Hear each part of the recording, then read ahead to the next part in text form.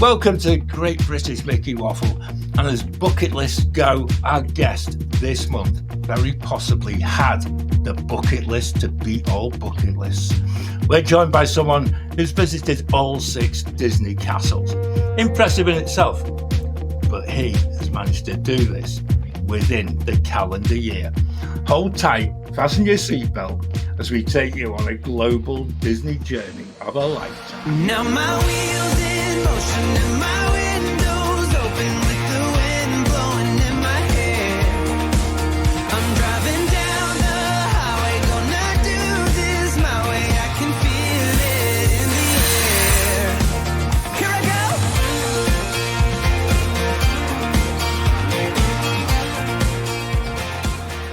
I'm joined by Ben and Becca as we welcome our very special guest, Andy, from the most magical podcast on earth. Welcome back, Andy. What a year. Thank you. So good to be back. It feels like a ages since we chatted. It is. It's been way too long. It really has. I'll say a lot about Ben and Becca as well while you're there. You know, because I did this to Claire when we were speaking with Katie last month, and then basically it took us 10 minutes into the show before I introduced Claire. She's in America at the moment as we're recording. I saw she jetted off. Yeah. Not jealous at all, No, not jealous. Best time of the year to go. Best time of the year. Yeah, absolutely. So, yeah, I actually can't remember last time you were on the show. I know when I last spoke to you, I was on your pre-Christmas podcast exactly this time last year. Yeah, exactly 12 months ago, and there was a whole host of madness going on with your main work. And my first question was that actually a catalyst for sparking this dream, or is it something that you've always wanted to do for a long time? It's something that I think every Disney Parks fan has always wanted to do, is to visit all 6 castles. And this year I turned the big 50. And so part of me was like, well, for my 50th, let's complete the set. Been to Paris a number of times. Been to Disney World, Florida, I don't know how many times. Been to California quite a few times, but like the Eastern parks, the big mystery ones, let's do them in my 50th year. And then, as you mentioned, around this time last year, I kind of like lost my job or wasn't working as much as I would, and suddenly I'd got all this free time. I would already booked some of the trips, so I was already going to go to Disneyland Paris for New Year's Eve. I was already going to go to California for my birthday in January. I was probably going to be going back to Walt Disney World anyway at some point this year. So it was like, well, it looks like we're going to do all 6 castles in 1 year. So let's do it. Plans changed quite a bit because at the time of booking, I'd got a reward flight with Virgin Atlantic. So I was going to fly to Shanghai. Remember they used to do the route to Shanghai? Yeah. So I booked that with my reward flight and points. The tax, we were going upper class return, right? The tax was like 200 or 300 quid return. Even when we booked it over the phone, the woman on the phone was going, wow, this is really cheap. I was going, yeah. So the plan was to do the 3 Eastern parks in one trip, flying into Shanghai, out of Shanghai, and moving around in between. Because whether you know, with the visas to go into China, you've got to fly in from one country and then out to the other country. You can't just do to do the tourist visa. So it would be a case of going to Shanghai, and then maybe then to Hong Kong, then to Japan, and then going back into Shanghai to fly home to use that. So that was booked. We booked that bit, and then just a couple of months later, Virgin decided to pull the route. After years of flying to Shanghai, they completely pulled the route. Yeah. No. So I was like, well, good job we didn't book anything else in between. Yeah. So we just got that completely refunded. So we were kind of starting afresh going, actually, I'd like to see more of Japan particularly. And then at that point, I realized that this year I wasn't going to be working as much. So I'd going to have more time on my hands to do it. So that's when we kind of started looking at things. So we already booked New Year for Disneyland Paris. It was my birthday in January, and we'd already booked Adventures by Disney. So that was on my actual birthday, was to then go to do the Adventures by Disney backstage tour, where you go to Imagineering, you go backstage at Disneyland, you go to Disney Studios, you do the whole Hollywood tour. That then changed the day before we flew. Let me come to that, because that's part of the fun. So New Year was planned, January was planned. we were going to go to some point to Disney World at the end of this year because we've got DVC, so that was fine. So then we kind of looked around going to the Eastern parks. We decided to do Shanghai and Hong Kong together for a week, and then doing 2 weeks later in the year to go to Tokyo and do 2 weeks in Tokyo, and then like half of that time, like 5 or 6 nights we spent at Disneyland. So that's really then how the entire plan came together. So what we were going to do this year was actually completely different. What we had booked either got cancelled or rearranged, but we did it anyway. But yeah, January. So obviously we had the awful fires in California at the beginning of the year. Yeah. Oh my So word. we booked Adventures by Disney. Now, I'd booked this trip, I'd say 2 years in advance, because I knew I wanted to be on that one, because on my actual 50th birthday on that tour is the day you're in Disneyland and you go to Walt's apartment over the fire station and you go to Imagineering. So like in terms of bucket list trips to do on a big birthday, this was the one that was planned in advance. So that had been booked. The flights have been booked separately because I don't really know much about Adventures by Disney. It is fully sorted out for everything. Yeah. So whatever you pay for, literally the moment you step off the plane, you've got somebody waiting for you with your name on a board. So the taxi's there. It takes you to the hotel, your food, your theme park, your back. So everything is paid for as part of that. So it was the Friday morning. We were supposed to fly out on the Saturday. We booked the flight separately. We went on to check in for the flight on the Friday morning for the Saturday. And then we got this email from Adventures by Disney. Sadly, due to the wildfires, unfortunately, we have had to cancel the trip, but you will be getting a full refund within the next few weeks. Oh my word. So I was like, okay. So tomorrow we're going down to Heathrow. We're flying to LA. We're getting off the plane at LA. And we don't have anything booked, anything at all. And at that point, you're watching the news and you're seeing all this horrendous footage of awful things that were really bad things that were happening with the fires. So we thought, well, it's my 50th birthday. We've got these flights booked. What do we do? What should we do? Yeah. Can we stay in LA? Can we go to Disneyland? So we looked and we thought, well, Anaheim is actually quite away from where the fires were. So let's still do that. We'd booked a couple of nights DVC at the end of Adventures by Disney, so that was still there. We still got those 2 nights. So we went, let's just go to Vegas.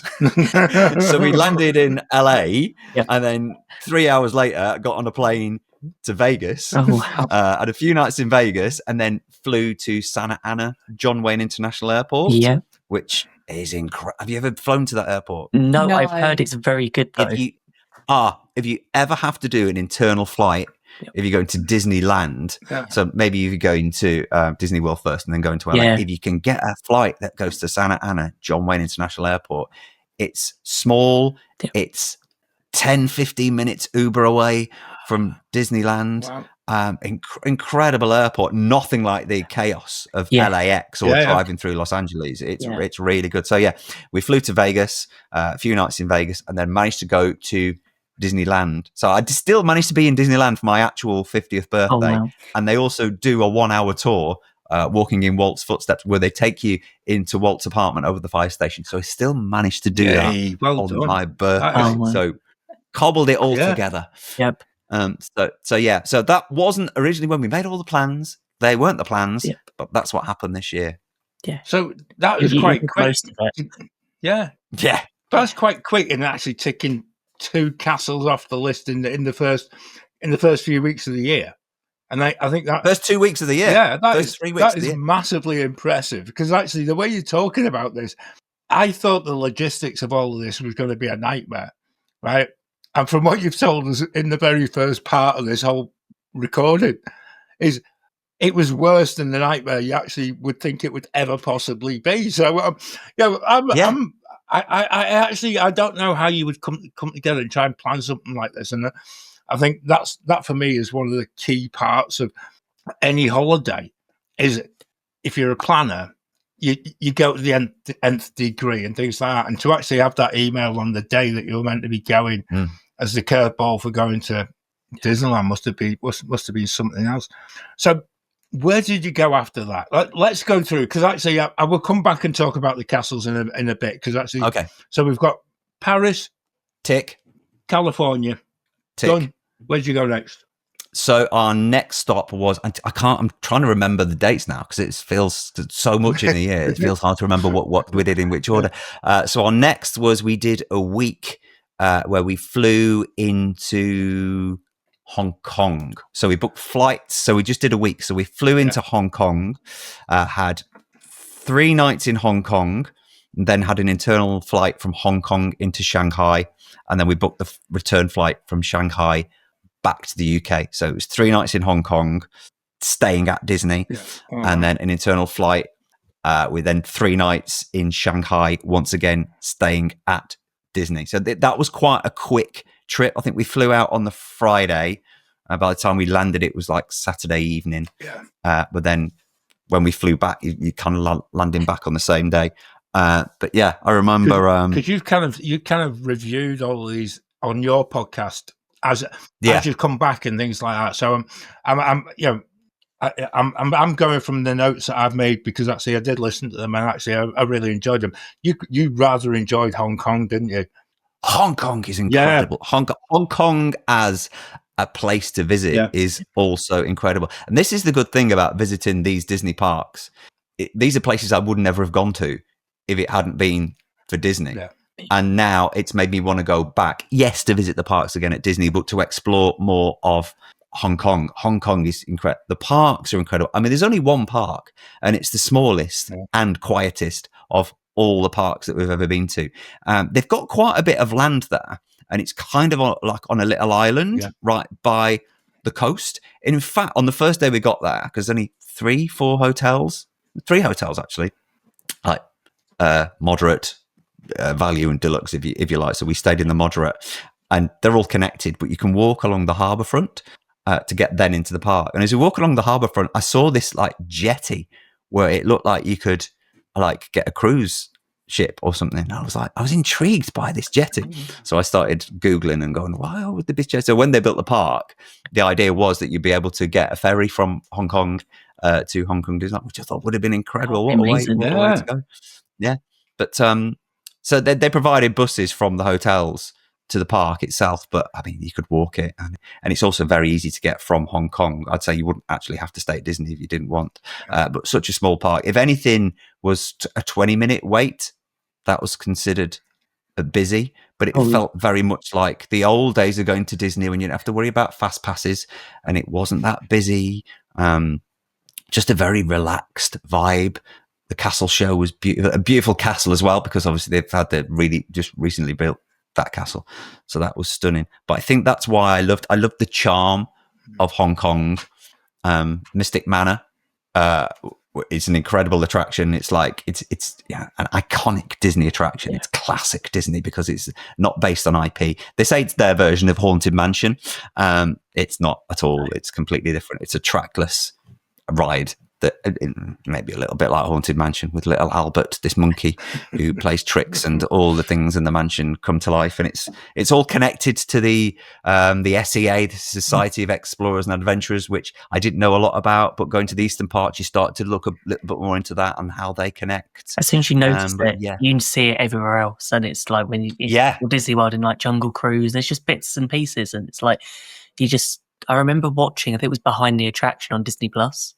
And I think it was in Haunted Mansion, and spoke about Mystic Manor, and then talk about the SEA, and then all the parks, and how Joe Rohde is part of lots of different parks, and they seem to use his. Fascinating. It's really clever. A few different. And then there's got to be more of that as well, especially in Tokyo. There's a real tie-in with Tokyo DisneySea, which I think.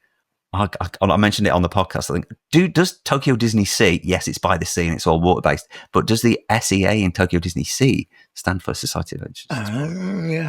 There's another level in there. But they're Tower of Terror, going off on a tangent about Tokyo because you mentioned Joe Rohde. Tower of Terror there. There's paintings of the guy who lives there, and it's Joe Rohde they've used. That was cool. So from Hong Kong, you went to China, and my only notes that I wrote about China was that China stressful. getting into China is incredibly stressful and frightening. It's terrifying. Yeah. You read a lot. I watched so many vlogs and watched so many and read the Kershaws. I thought were brilliant. Yes, I know. I think you've had the Kershaws on. Haven't Yeah. we have. you? If you watch some of their, I pick up a lot of tips from their mistakes, if you like. Yep. But yeah, so going to get into the country, you have to prove that you are only there for like, well, at the time, I think it was 5 days, and they've expanded it now to 10, maybe. Okay. But yeah, as I mentioned, you have to fly in from one country and then out to another. And there was a language barrier as well. They do speak a little bit of English. Yeah. I don't speak any Chinese, apart from "谢谢." I learned hello and thank you gets you a long way. Yeah. But we wrote everything down and Google Translate and printed everything off. And the biggest mistake that I made was, so we flew with BA and he wanted to see the flight that I was going. So when we flew with Cathay Pacific from Hong Kong into Shanghai, filled out the forms, and then you have to show proof. And I was showing proof on my phone, on my BA app, that I was flying from Shanghai back to London. But he scrolled down and he saw the flights to Tokyo that I booked for May. And then there was a massive confusion. It was going, no, I'm flying. It's 4 days. We're going back to London. He was like, he was like making gestures. That was like 3 months. I was going, no. But actually not that terrifying. No. You've just got to really know what you're doing, which form, because when you get off the plane, there's different forms you've got to fill in. Yeah. It's just massively confusing. I mean, I could have gone either to Manchester or London and paid for a tourist visa, which I think makes it then very stress-free, because your visa's sorted and you're pretty much straight into the country then.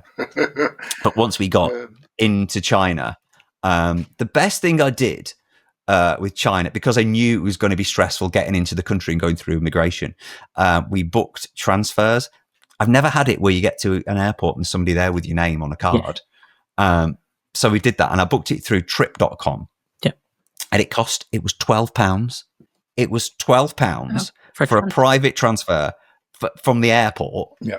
To have somebody literally pick you up. He was there with our name. He took the bags, took us to the Toy Story, had £12. And it was like a half an hour journey. And that was the first sign how cheap everything is from an China. Airport to like Disney, £12. It's like, yeah. And we got an Uber back. Well, it's not an Uber. It's Didi. They don't have the Uber over there. And that was like £6, £5 or £6.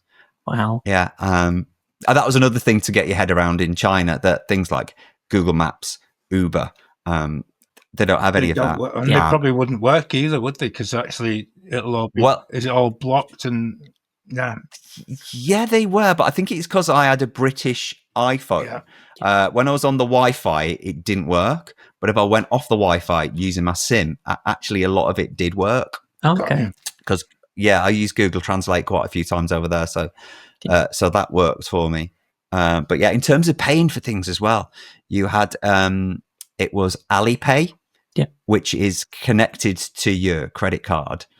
So you got the stress of that because it's like an app that brings up a QR code. So when you pay for something, they scan the QR code and that goes to your credit card. But like, is it going to work? I'm only going to find out when I buy the first thing. So like, we had cash. A lot of places didn't take cash. There's so many things you've got to think of getting in the country and just then getting around, which is why we try to book as much as we could ahead of time. But again, Shanghai itself was incredible. I wasn't going to bother going into actual Shanghai. I was just there for Disney. And I thought, well, I've come all this way. I've got to see a bit of Shanghai. And again, Shanghai is somewhere that I really want to go back and see more of China and Shanghai, as well as going back to the park. I think that's quite fascinating. You said it about getting the parks to like be that thing that draws you to it, and think like once you've been once, you want to go again. I see so many vlogs and listen and read so much stuff. I think like one day I want to do it. Yeah. It just hasn't happened yet. Just trying to fit it in amongst all of the other trips we want to do and cruises and Disney World keeps calling us cruises. This is what I say to people. People keep going back and back and back to Disney, but we're a bit terrified. What if we don't like it? As well, if you don't like it, you're still going to go back to Disney World. That's not going anywhere. But for the price we paid for a lot of these trips was a lot cheaper than it's different for us because I know you got DVC, but in terms of paying out of pocket and going to Disney World, even Paris, the worst thing is the distance, because if you think Disney World and even California is a long way, going to the other side, and it's that awful jet lag because you're going that way. So the awful jet lag you get when you get home and you're groggy for about a week. It's that, but it's easy when you go to Florida because you just got to stay up a bit late and you're awake at 5 o'clock in the morning. Great, because I'm first ones in the park for rope drop. When you go in the other way and just trying to stay awake and not oversleep, because it's quite easy to stay in bed till like midday, 1 o'clock because of your body clock, especially when I was only going for a week. I remember when we went to Hong Kong, I didn't really sleep at Hong Kong at all, which is why when the first day we got there, we didn't go to the parks. We did a day in Hong Kong first to acclimatize, and then the following 2 days we spent in the parks. But even then, it was like, I could not sleep. It was like 1, 2 in the morning. I was wide awake. And then you have to set that alarm and you've got to get up at 7 or 8 o'clock. Even though your body's like, you've had 2 hours sleep and it's just so tired. You've got to push it. Then you kind of like get into a routine by the end. I think the biggest mistake we made, when we went to Hong Kong, we pushed the boat out and went business class. So I slept on the plane because it's a night flight. When we went to Tokyo, we didn't, because it was so expensive. So we only flew economy. And because I hadn't slept on the plane, I felt a bit more on the time zone straight away when we got to Tokyo. So don't be tempted to push the boat out and fly business and get that bed, because it doesn't. Just really before do we much. start talking about Tokyo comfortable. and the Disney park, though, I'm more intrigued, and this is really one of the biggest things that fascinates me.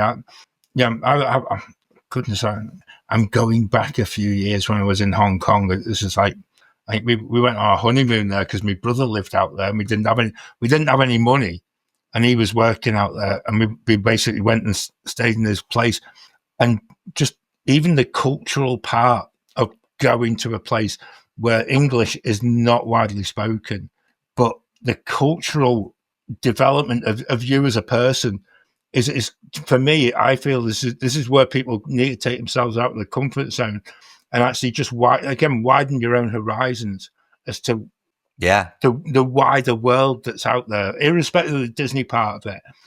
I just feel between Hong Kong and China and Tokyo, I think culturally, I think you've got memories that will probably stay with you forever, because you've been forced in that position of actually facing up a completely different culture. And how easy was that to adapt to?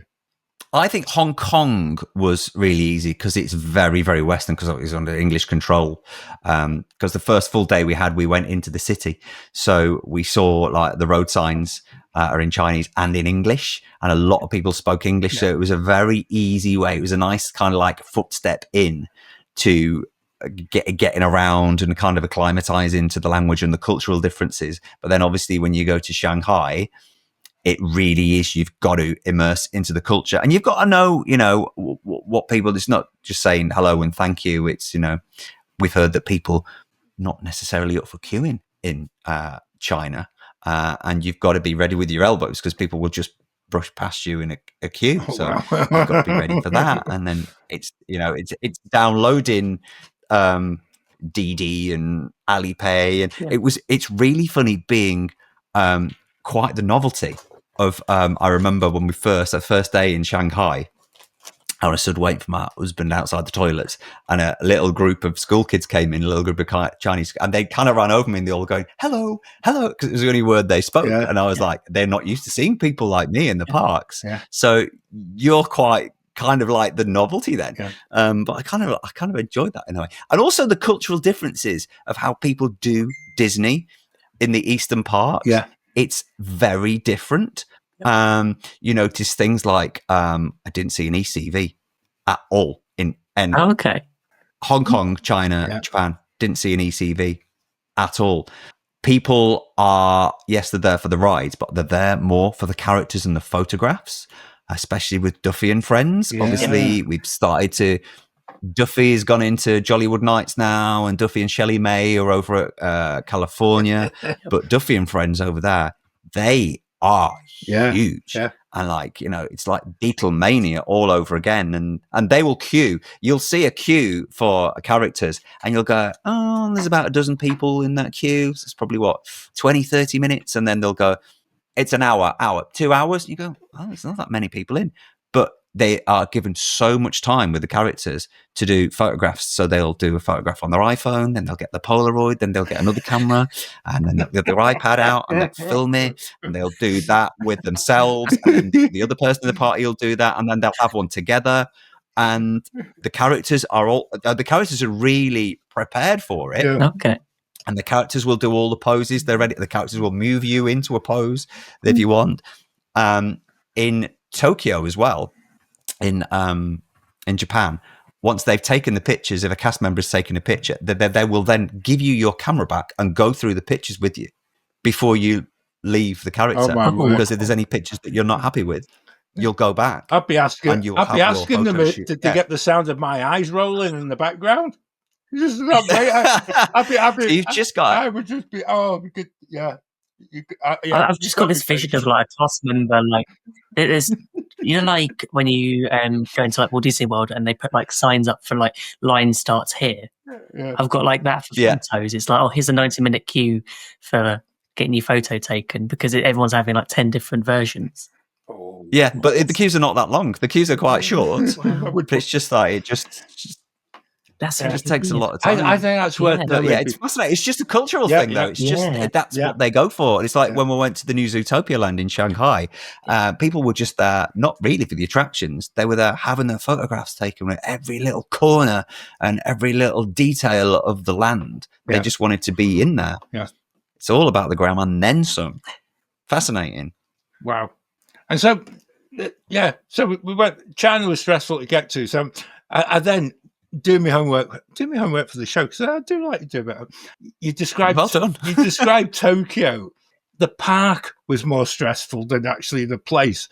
And oh god! And I think that probably goes back to the queuing part of it because I know we've spoken to people who've been to Tokyo before, and I think the queue lines for everything, people just queue up. They probably just decide that, and it just becomes totally all encompassing of your time.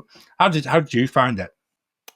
Even before we went, so we knew what we wanted to book. We knew where we wanted to stay, and it's like the first time you go to Walt Disney World. It's that once in a lifetime.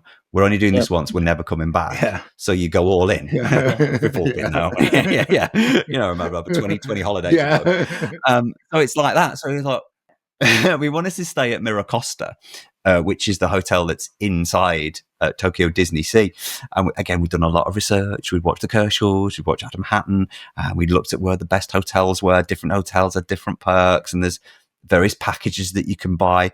Now, you've got a time when these packages go on sale because they sell out like that within minutes or two. Wow. So the date you want to go, you've got to know what you want and you've got to be on it. Obviously, you've got to know the time difference. You've got to make sure the website works. Thankfully, now they've got a British version of the Japanese website, which they never used to have a couple of years ago.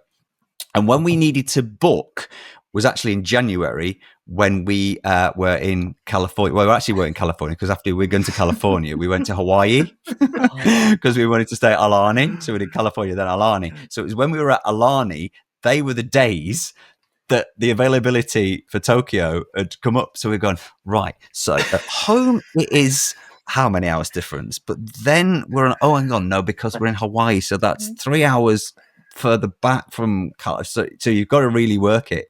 And we were sat outside having lunch with like 2 phones and an iPad going, right, as soon as it goes on, and the waitress is going, can you get another drink? Well, not for the minute. No, I'm trying to do this now. I'm trying to organise not my next holiday, but the one after. So that's really stressful. But then again with that, because we wanted to stay, like 2 days is not enough when you're going all that way. Yeah. Just 2 parks for a start, so that's only a day in each. And the resort packages, they're only like 2 nights at most. Yep. So we wanted to book 2 back to back. So like 2 days later, we had to go back in at the same time to book another 2. So like we wanted to make sure that we're in the same hotel, in the same room, so that when we get there, we can link them. So we're staying in the same room for 5 nights, and different packages. You get different things. Some of them will give you like fast passes. Some of them will give you like a free popcorn bucket or free drinks. So that it's like, I'm glad that we did Tokyo last, because all the Disney training that we have done, getting lightning lanes or virtual queues back in the day and being ready at 7 a.m. and being on it for Guardians when that used to be, or Tron when that was on. Yeah. So like all that training comes in. This is what I've been building up for. This has been years of training just to go to Tokyo. So we managed to book that, managed to get all that sorted. And then we did a week in Tokyo off the back of that, but and then the flights and everything were sorted out. But then when you get there, so we had a slight language barrier when we got there, because we went to check in and we said that we've got these 2 different packages, but we'd like to link them. And they went, "Oh no, it's 2 different packages." But no. We've booked the same. Look at the room class. It's the room class. It's the right hotel. It's the same room class. But what we've done, one of them we booked a twin room, and one we booked a double room. So there were slightly different bed setups. So, and then you've got the language difficulty of trying to explain, trying to help them, because you don't need to kick us out of this room and clean it. We'll stay in here. We'll stay in. We'll take whatever the cheaper route is of the 2. We'll take that, whatever's available. And eventually, like the following day, they said, "Oh, we managed to get you in." I think there was somebody who spoke really good English, like the second day, who could kind of explain it. So even in Japan, they still have that computer says no moment, like, and that's the computer said something. Yeah. It was really down to like, these are the rules, and that is it. Everything in Japan runs like clockwork. They have those rules for a reason. And I timed it every day when we're going in the park. If a park was opening at 8:45, I'd look on my phone and it would be 8:45 to the second. Wow. Those gates would open. No messing around. And of course, your early access in Tokyo is 15 minutes.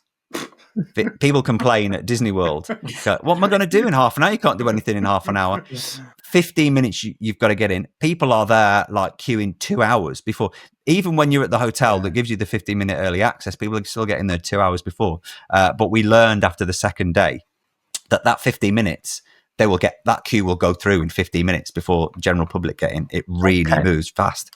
But when you get in that 15 minutes, that's when you can start booking.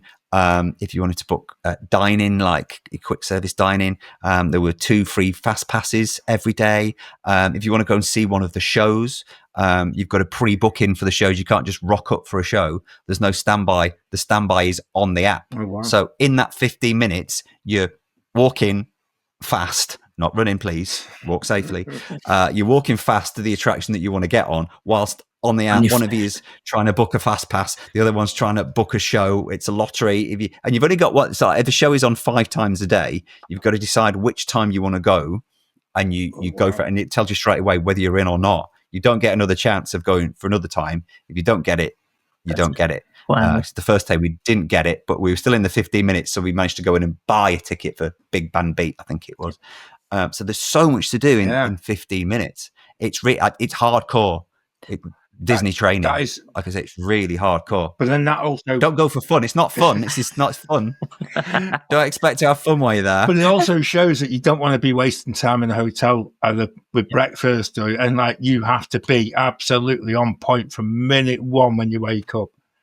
Yeah, you've really got to be on it. But like that's where the research comes in. So China was difficult getting into the country, but the parks were easy to navigate. And Tokyo was easier to get in the country, but like getting your head around how the parks operate was another level. You need a degree in how Disney Disney work. You need a master's. Master's, not a degree. Degree's not good enough. I'm going to ask you a question though, Andy, and this is purely selfishly, because I think as a podcast ourselves, we're very much westernized. So taking those 3 Eastern parks into consideration, would you go back to the 3 of them again? Yeah, within a heartbeat. Yeah. I started looking at, I don't know whether you've seen the drone show that they've got in Hong Kong for Christmas, where they've got like Kermit and Miss Piggy in the Christmas Carol in drones. And it's like, I need to go back again, but I need to go back for a different season. Yeah. because obviously it changes. When we were there in Shanghai, it was springtime, and all the characters were in their springtime outfits. I've got a picture with Mickey and Minnie in their Easter bonnets. But then every season it changes. And then in Tokyo, they have a special parade that runs for about 3 or 4 months. So when we were there, it was the Donald Duck Parade. The whole of Tokyo Disneyland turns into Duck City. There's a big parade in honor of Donald Duck, or the bins, and there's floral displays all dedicated to Donald. And then there's a Vanellope one during the year. I think there's a Baymax one during the year. So it's like going to Disney World when they've got, Halloween is different to Christmas, and you've got Festival of the Arts at Epcot, or you've got Festival of the Holidays, or you've got Food and Wine, or there's always something that draws you back, and then there's new things that they keep bringing back. But yeah, I would love to go back in a heartbeat. Then they've got the difficult decision now of God, 6 parks I want to go back to now. Can't do all again in 1 year. Just going to Walt Disney World, it's just like, Disneyland, and then we had that same thing with seasons, because we booked to go to Disneyland this year, and then we thought, we're going in beginning of May. Are we going to get any of the 70th stuff?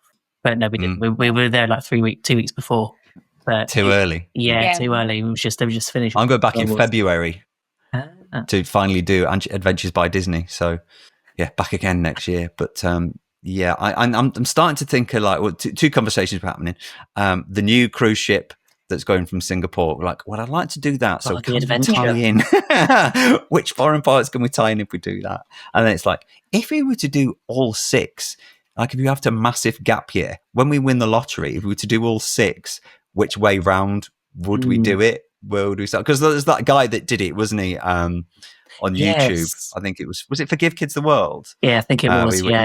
He did all of them. 6 parts in 6 days or something ridiculous. Just had to go into one ride. Had to step into a park and do one ride and one snack. I think it was per. Yeah, but I mean, why would you do that? You can't just do one day in each park. Yeah. Even after day 5, we were still especially in Tokyo DisneySea, we were still discovering things. We walk around a corner going, didn't even know this was here. Yeah. It's like it's the detail. You've got to look up, you've got to look down, you've got to look around, you've got to just sit and take it in. It's no use just running from attraction to attraction, because you're not really experiencing the parks. Then there's so much more. I think that's a really good point as well. And actually, I was going to leave it until later in the show and actually try and sort of put you on the spot about all 6 parks, but I actually don't think that would be very fair. And what I'm actually going to do is, between the 3 Eastern parks, which one left the most indelible mark on you? And the one word, the castle itself, because I know, and again, going back to when I spoke to you a year ago, I wasn't aware of how much Cinderella Castle in Magic Kingdom in Orlando impacted me when I went back there for the first time in 5 years. But to actually have been in every park, this is a bit, it still blows me away. To be in every Disney park in a year, of those Eastern parks, which one is just indelibly marked on you? I think it has to be Shanghai, only because in Hong Kong and Tokyo, they're very similar to Magic Kingdom or Disneyland Paris in a way, but Shanghai was completely different. You're not walking, when you walk in, you're not walking into Main Street. It's Mickey Avenue, so it's a little bit like Toontown. But the first thing you notice when you walk in is the amount of space they've got. The castle is huge, but it's so far away. So you're walking down Mickey Avenue, and then you've got these beautiful parks. The carousel and Dumbo are in front of the castle because they built these parks. It's the park within the theme park. And I say as well, at the time of year, because it was the spring festival, all the crocuses and daffodils, and there was so much colour. Even though the weather was grey and horrible and miserable and raining the entire time, it just looked so beautiful and spring-like and summery. But that castle was enormous. And then the castle show, I've never seen so many performers on one castle stage. And they were coming out the floor, they were coming out the side, they were going out with flags. That entire park, they've just got so much land. Even though it's probably one of the busiest parks that Disney has got, it never felt overcrowded. There were tens of thousands of people there. But it wasn't until you saw the parade, it did not feel overcrowded. It was just very overwhelming. Such beautiful, beautiful park. I'd like to go back when it's not raining, but that's not guaranteed. Yeah, and that's a bit nobody tells you about, isn't it? Is when you're actually You booking can't plan for it. It's one of those things. It's if you could control the weather, I think Disney would be in charge of doing that. Yeah. In Tokyo, I was hoping because we were there for 5 days, I was hoping for a wet day because the characters have got rainy day outfits. So on the last morning, It was raining. And we walked in and Minnie Mouse was there and this kind of little very chic Mac that she got on. And then the parade goes on as normal. There's no rainy day parade. They just throw ponchos on. It was really funny watching Moana on the parade in a poncho going, I thought you were I thought you loved water. What's wrong with you? It's only a bit of drizzle. Yeah, dear. I love that. Wouldn't last 2 seconds in Paris. That'd be it. Oh, no. Right. Imagine in like ponchos in Florida, they'd be melting. yeah, like a ball in the bag fish. Yeah. I think I've said this before about Florida, though, when the rain comes mid-afternoon, and I remember seeing Celebrate a Dream Come True parade, which I think basically had Michael Schumacher driving the parade vehicles. They went that fast through Magic Kingdom because actually the storm wasn't forecast. It was one of them pop-up storms, and none of the characters were just like getting absolutely drenched. And the ride vehicles went so quickly, and you're thinking, good grief, it's just like even now I'm thinking I don't think they would actually be allowed to drive at that speed, but they zoomed through the rain. It was amazing. But yeah, that's maybe their way of dealing with it. We've not talked about any castles, so let's go. China, Tokyo, Hong Kong. I know you've mentioned certainly about the influence that Joe Rohde has, because actually, to actually see how all the gargoyles within, I think it's Tokyo, isn't it? That they actually put on the stonework of the castle. It's just like, that's the one thing I want to go and see. I like this is the thing. Once again, we're doing a show that's needlessly going to cost me money because actually it becomes part of a bucket list. And I hope when people are listening to this, you get that same feeling as well, because actually I really feel that we're kind of indoctrinated in the UK to stay in the Western sort of side of the world, and actually these are places to go and explore, and they really just deserve to be explored. But go on, Andy. Last words on the Eastern parks, and then we'll head back into territory that's more familiar.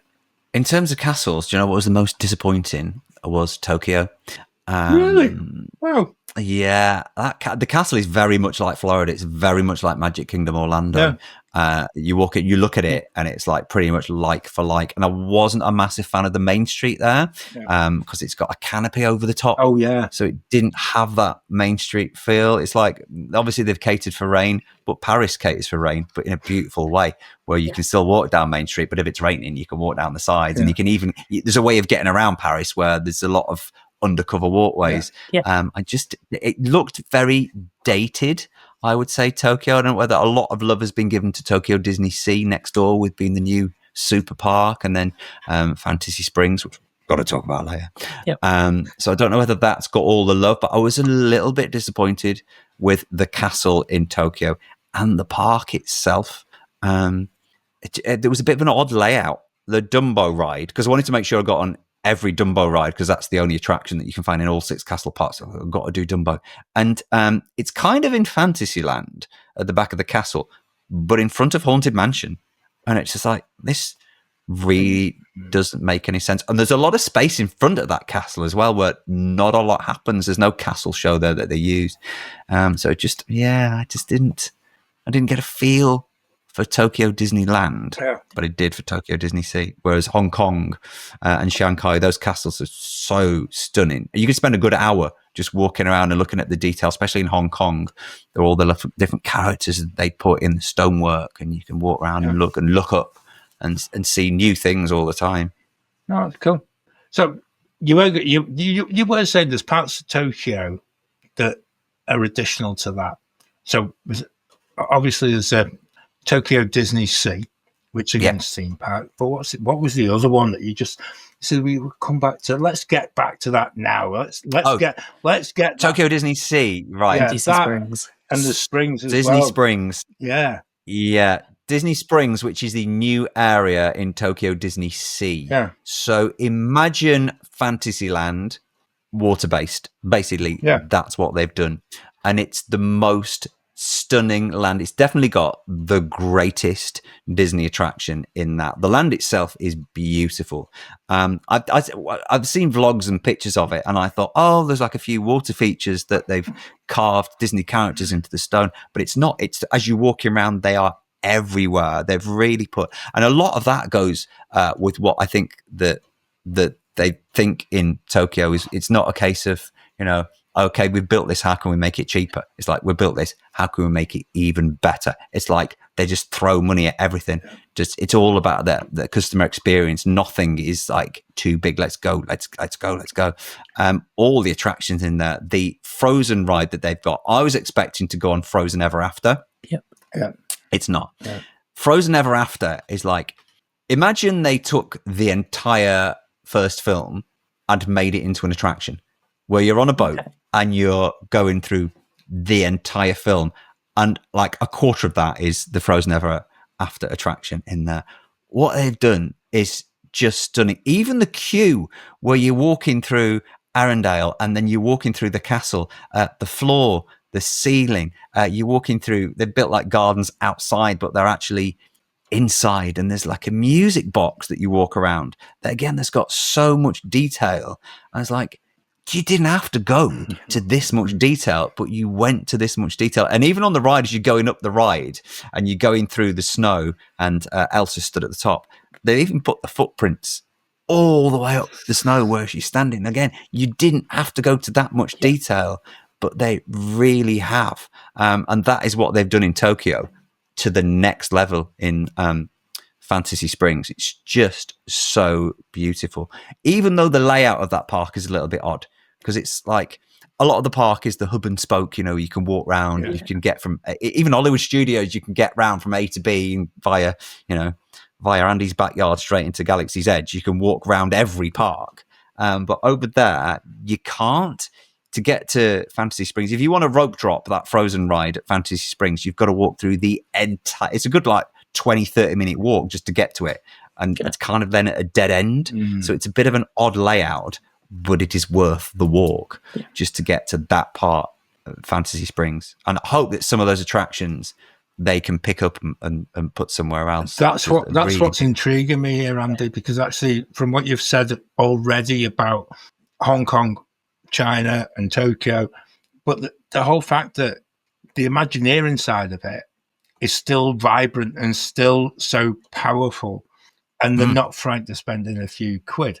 Now, that's the thing. They're still Disney Imagineers, but they've just got a bigger budget. And that's a bit. And I know they're a separate entity from the main Disney organization, which again becomes quite annoying, because actually, if you've got like a substructure and different money there, you then, when you come to this side of the world, and certainly on our Wednesday shows, I do have a little bit of a problem with my friend who sits in the accounts department at Walt Disney World and decides that, oh no, we're not doing we will do that cheaply. And actually, I think that again, it came through in our last mid-month show when we were talking about with Katie. We're talking about the use of live performers and live actors, and you've already answered that with the amount of people that are in the stage shows in these parks. And I feel really vehement about this. It's something I really feel that we need to just encourage, and we need to respect the fact that the cultural part of the Eastern parks is such that, again, it's that bit about they want everyone to go and have the most amazing time, and they don't want you to come away feeling disappointed. And it doesn't sound as if you have. I think the thing is, what we want is in Walt Disney World, we want that attention to detail. I think we've been so used to over the years and looking at attractions. And I know when we went in this summer, we both got off Test Track and gone, It's all right. Not sure it needed the refurb that it was. I felt like they'd spent all of them budget in the last scene, but the rest of it didn't feel like it was enough. It felt like it was more of a change because we had to make it, not because they wanted to make it. I'd rather them spend more I feel like money with Test Track, though, I think it's because they had the money from the sponsorship. Yeah. Otherwise, if they hadn't got that, they wouldn't have done it. Would we have had a new Test Track? Yeah. No, not at all. And But you're interested to see what happens in Paris next year with the new lands over there to see whether they spent a bit of money there. All I can see is from everything I've seen so far, it looks very promising, and I love the drone show and the nighttime show that is going to be on the lake. And might just, I think we said it. It might have to be a sneaky trip to Disneyland Paris. Already booked. Thank you to the EasyJet Black Friday sale. There you go, you see. They need to bring drones to Walt Disney World. I don't know why I was like, come on, you've got. I do understand that. And what I like, they're using aquatic drones in Disneyland Paris, which are going to be quieter than the ones that they've used before. Which means they could use them at Animal Kingdom. Yeah, if they're not going to disturb. Yes. They've got that huge lagoon there that is just light. And do you know what else? I remember the first time I went to Animal Kingdom. In fact, the first time I went to Disney World, there was a parade in every park. Yeah. Remember the Jammin' Jungle parade that they used to have? That was super. And I guess, okay, now you've got so many people that there used to be a parade at Epcot. Imagine during Food and Wine Festival trying to get a parade around there with like Karen, the Pinot Grigio trying to get in front of them. But they've got those. You remember after lockdown at Animal Kingdom, they had the characters on the floats. Yeah. Yes. What about a flotilla parade? And then it could all finish in the middle, so people can go and sit around there and get food and drink or whatever, and sit down, and then let the parade go past them. They've got the floats, they've got the characters, they've got a few musicians on there. You could have a nice little parade. It just seems wasted, and I think especially at night as well, when the park is finally finished. Obviously, at the minute, it really is a half-day park. But at night, if that park's going to be open later on at night, they do need a nighttime experience. And drones are the answer. That you can't have fireworks, but why not a drone show? You've got that amphitheatre there is built for it. Yeah.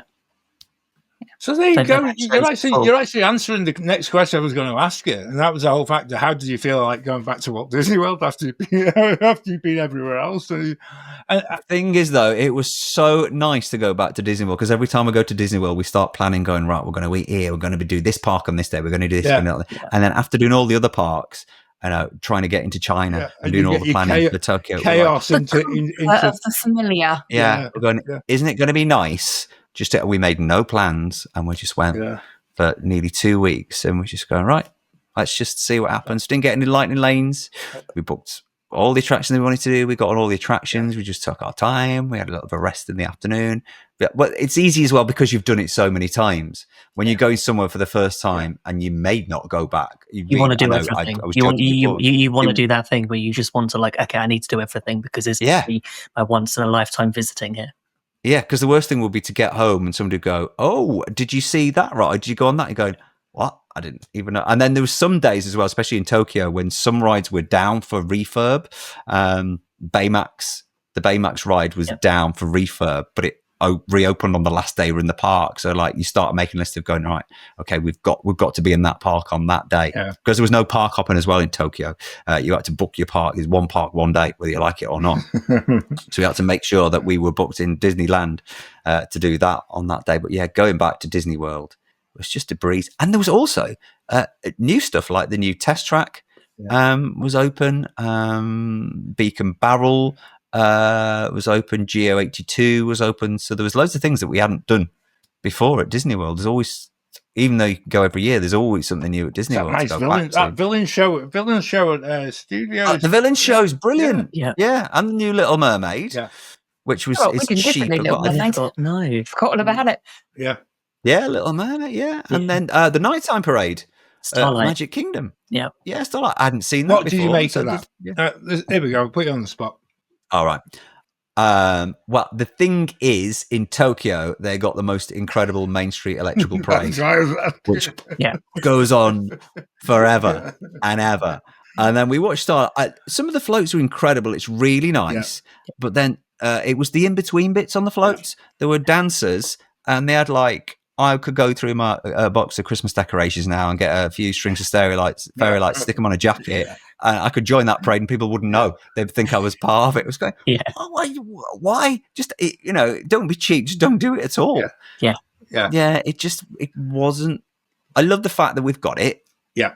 But it just was. I want more. I think that's exactly what certainly Claire and I said from the summer is the fact that I think exactly that it's a start and it's something that I hope they will continue to add to, so it doesn't look quite so cheap and quite so slapdash sort of put together, like, you know, which kind of sums up Walt Disney World at the moment. Yeah, but I try to stay positive about it, just like you do yourself on your own podcast. And I must admit, tell you what, Andy, we didn't take the kids this year. That was an experience and a half. Everything's half price instantly when you got kids. Yeah, sure. The bank account was like, you can go on another holiday, you can go back again for another 2 weeks. Half price trip. Tell you, that was something else. I'm just aware. I'm very aware that I know. Again, we always talk about Walt Disney World. We always talk about, we don't talk quite a lot about Paris, but we do sort of give it a good plug here there. And California is, I think, the ultimate for everyone. It's going to ask you a question, right? You can tell me to go away if you wish, or if anyone heard the very early rendition of the first of the month podcast this month, brilliant. I do apologise for any bad language on my behalf that was within that. It was removed. It's not even like you, is it? No. Ish. It was AI and got in and made I can't even hide behind that, Andy. I'm always on best behaviour when I'm doing this. Anyway, moving on. What was your favourite park of all of them? The whole thing. What was the one park that sticks in your mind? Okay, favourite park or favourite castle park? Oh, let's go. Favourite castle. Let's go favourite castle. Go on, let's go with that. Favourite castle. Okay, favourite castle, Shanghai. Okay. Favourite castle park, I would also say Shanghai. And your favourite? But it's easy to say because of the new as well. So like you haven't got that familiarity of going back. No, I think that's the biggest thing about this, and this is a bit that really intrigues me because I actually feel from the whole of this show, we're going to get a load of people saying, I need to contact someone to go and see how we can actually go and explore these parks, because I think it's fascinating. I think we're like I said earlier in the show, we're indoctrinated into heading to the US, and we shouldn't be. Go on then. What's your favourite park of them all? Favourite park, and my expectations were built really high for Tokyo DisneySea. Yeah, because a lot of people say it's not just the best Disney park in the world; it's the best theme park in the world, and I would agree.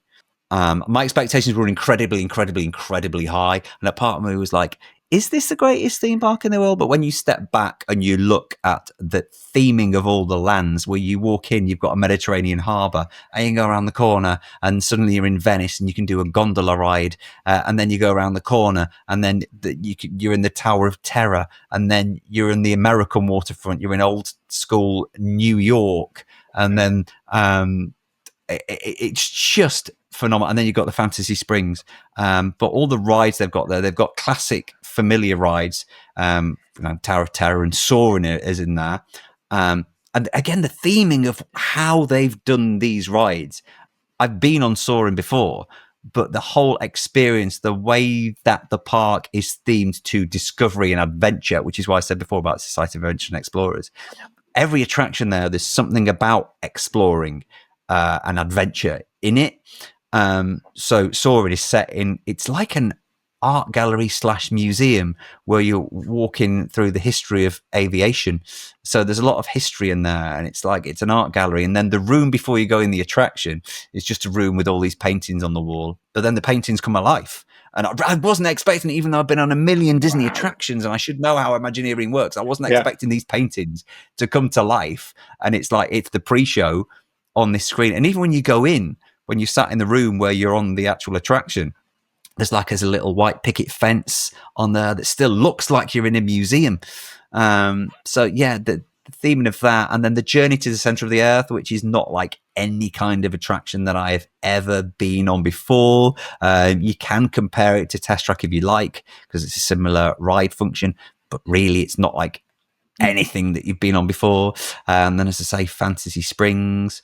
Then you've got the whole Duffy. That's the park where Duffy was born. So you've got Duffy there, and you've got people they bring their little Duffies along, and throughout the park, there's little mini ride vehicles. So you can put your little Duffy in this mini ride vehicle and take a picture of him. Oh wow! People are taking pictures of their stuffed toys. Wow. And they did do that as well at the character meets. They'll have a picture of themselves with their mini Duffy and Duffy. That's just to make it even longer. But yeah, Tokyo DisneySea, and there's a huge ship.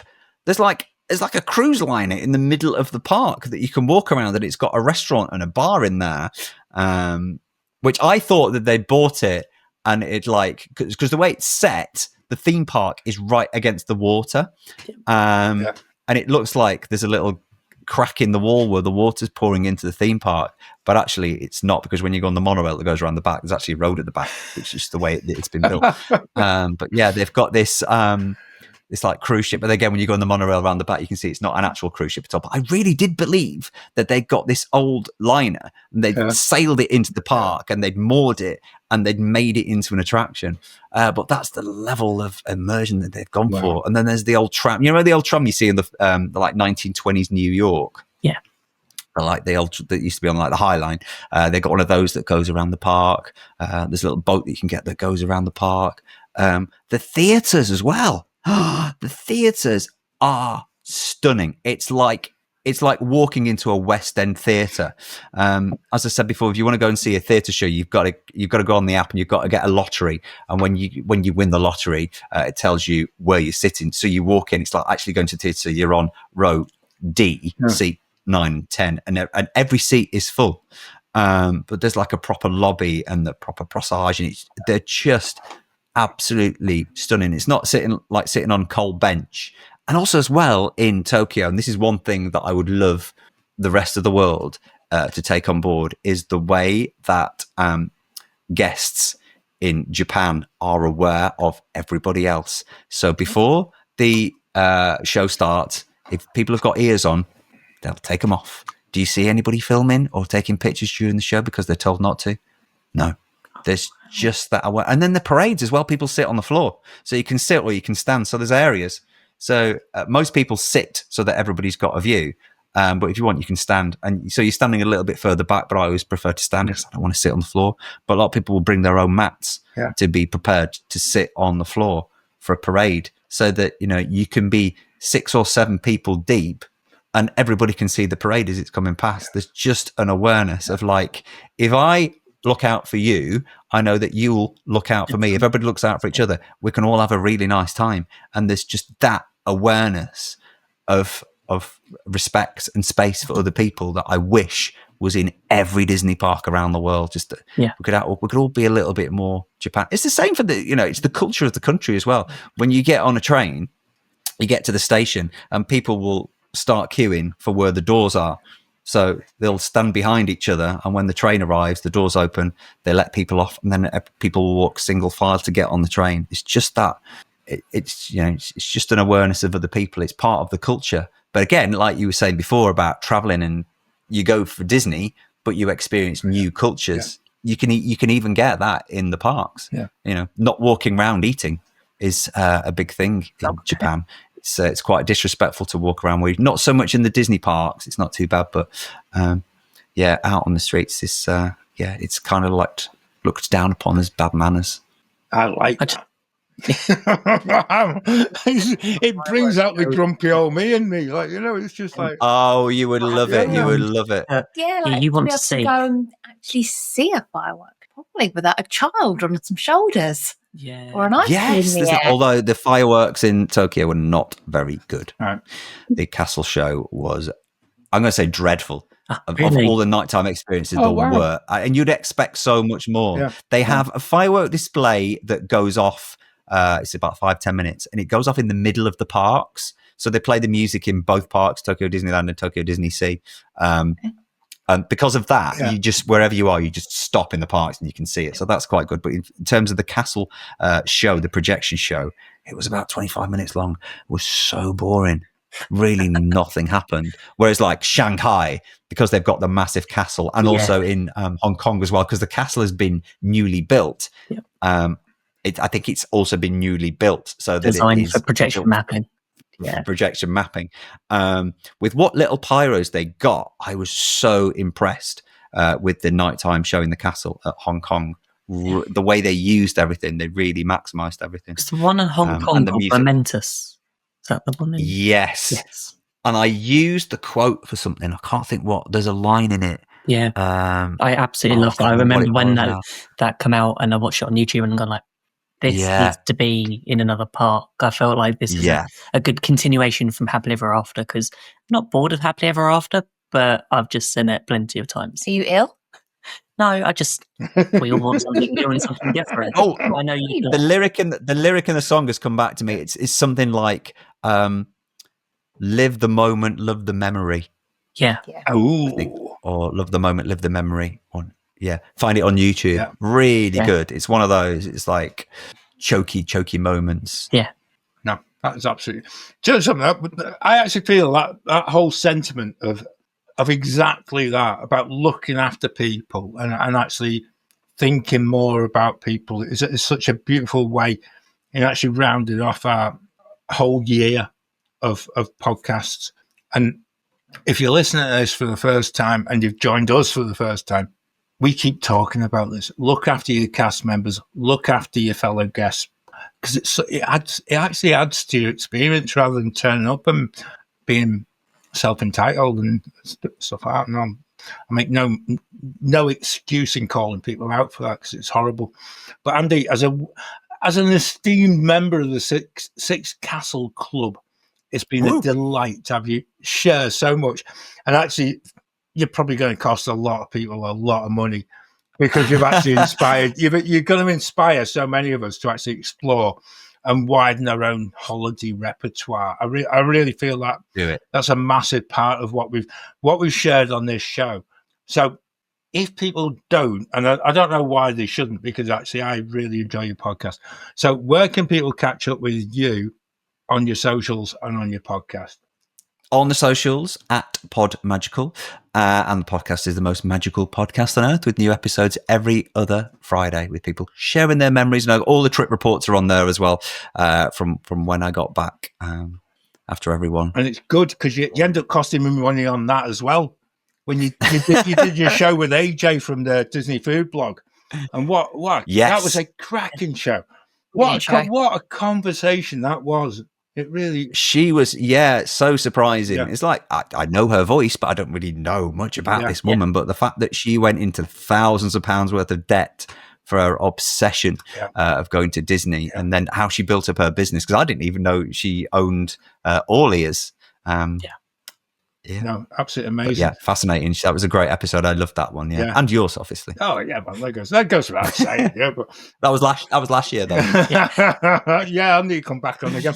Yeah, Disney without kids is a completely different experience. Yeah, but that AJ one, if anyone, the book's available on Amazon. I did check last night before we recorded. The book itself is just Disney for adults and things like that. It really is a fantastic, it's a read. Fabulous read. It really is. And again, it possibly for all of us, it shows why we keep going back and why there is this inner magical feeling that you get. And, and some people just don't get it, and people will never get it. But when you get it, you end up subscribing to the Great British Mickey Waffle, and we're at GB Mickey Waffle. Check out Andy's shows.